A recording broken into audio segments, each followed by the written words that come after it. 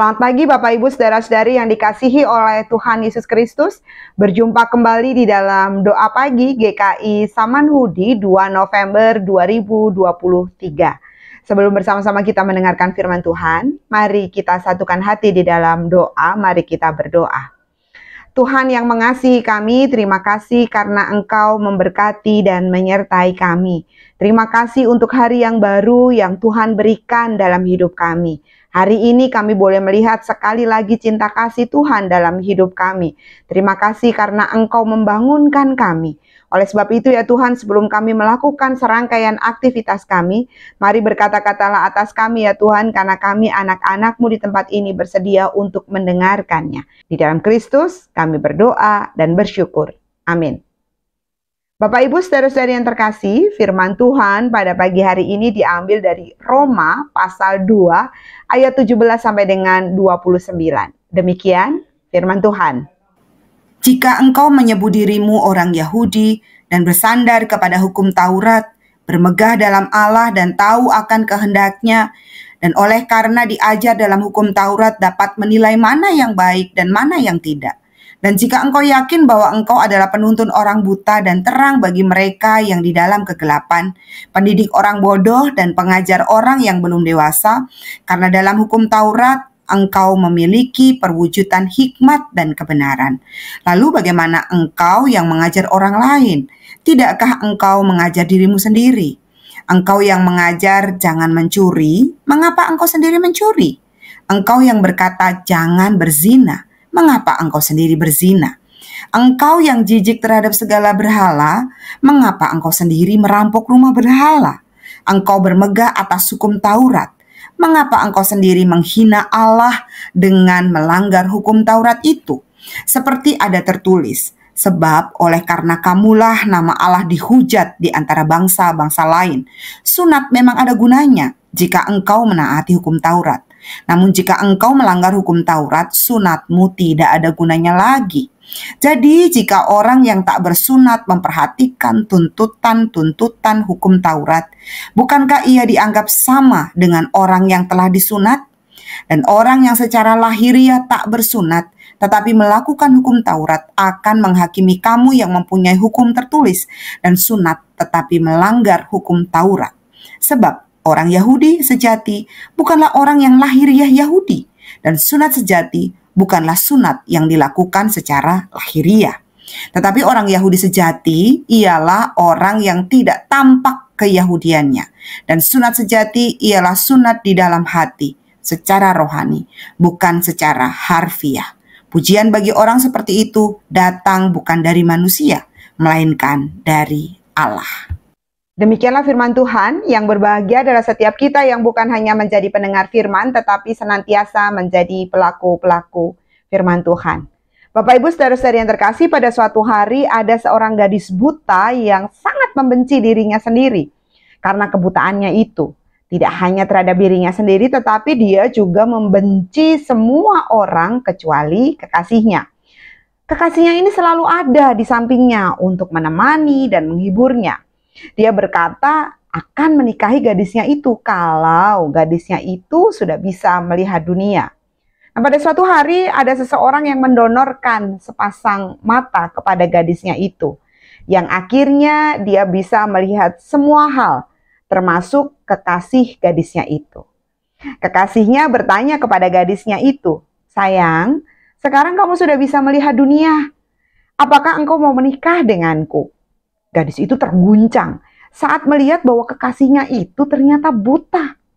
Dan dia menolak untuk menikahi si pria pacarnya itu yang selama ini sudah sangat setia sekali mendampingi hidupnya selama si gadis itu buta matanya. Dan akhirnya si pria kekasihnya itu pergi dengan meneteskan air mata. Dan kemudian ia menuliskan sepucuk surat singkat kepada gadisnya itu. "Sayangku, tolong engkau jaga baik-baik ya kedua mata yang telah aku berikan kepadamu."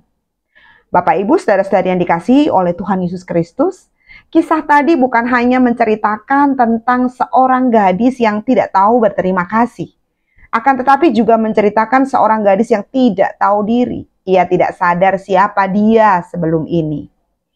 Tidak tahu diri ini juga yang sedang dinasehatkan oleh Rasul Paulus kepada para pembaca kitab Roma. Rasul Paulus membahas sebuah fakta bahwa orang-orang Yahudi menganggap diri mereka lebih baik daripada bangsa-bangsa lain, baik secara spiritual dan agama. Ditambah lagi, orang-orang Yahudi ini di kalangan pemerintah Romawi, mereka mendapatkan perlakuan khusus. Mereka punya privilege.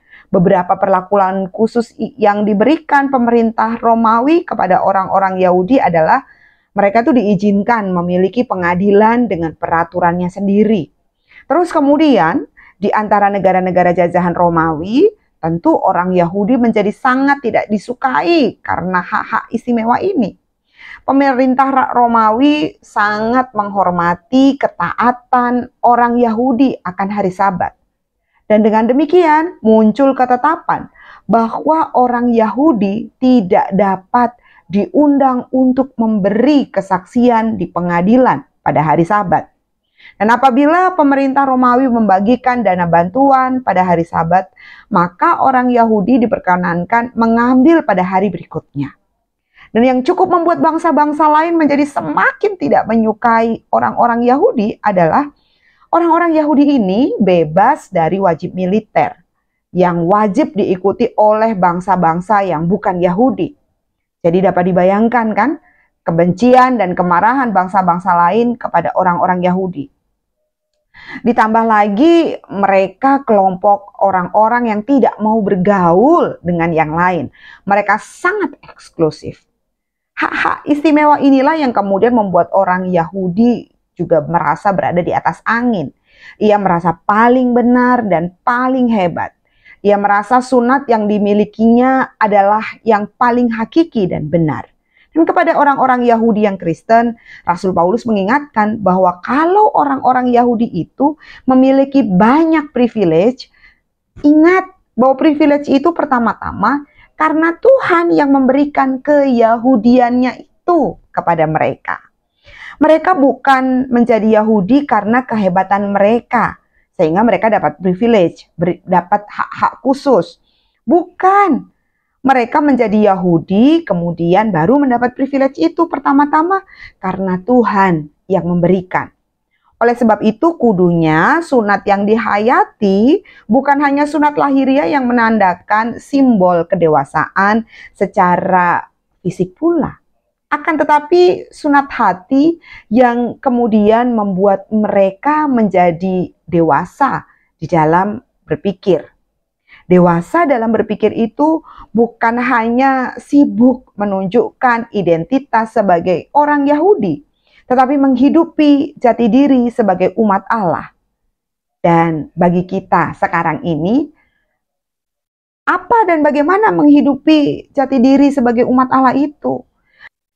Menghidupi jati diri sebagai umat Allah berarti sadar akan siapa diri kita. Bahwa segala sesuatu itu diberikan kepada kita. Apa sih yang diberikan kepada kita? Ya keluarga, harta, kesehatan, kesuksesan, sakit penyakit, ya masalah keuangan, masalah dalam relasi kita dengan sesama dan lain-lain. Semuanya itu dipakai Tuhan untuk membentuk kita sebagai umat yang sejati.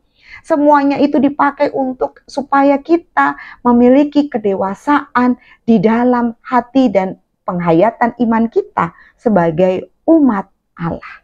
Nah, firman Tuhan hari ini mengingatkan bahwa apapun yang ada pada kita sekarang ini semua adalah pemberian Tuhan. Oleh sebab itu mari hidup dengan semangat sadar siapa diri kita. Tidak ada yang pantas kita megahkan dalam diri kita ini. Sebab semuanya adalah pemberian Tuhan. Jadi tidak perlu sombong dengan yang kita miliki hari ini.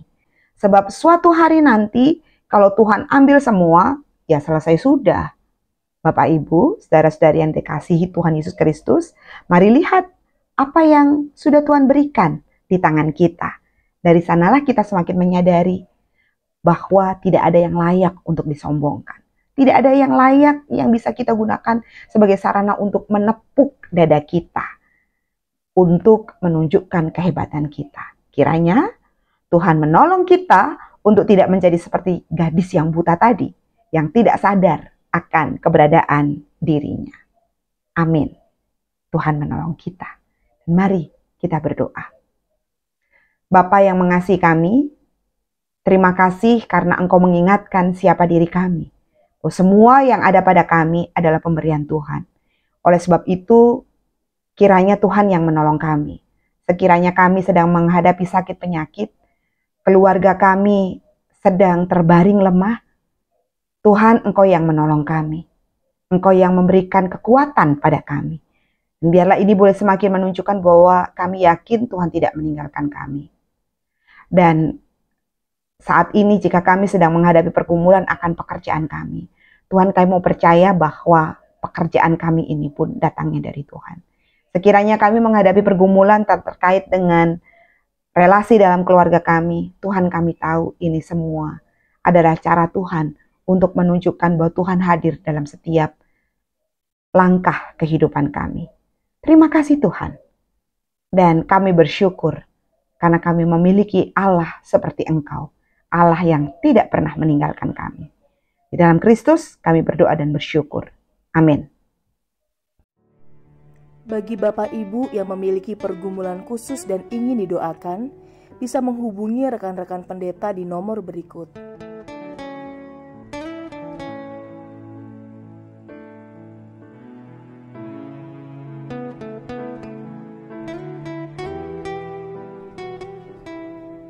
Tuhan Yesus memberkati.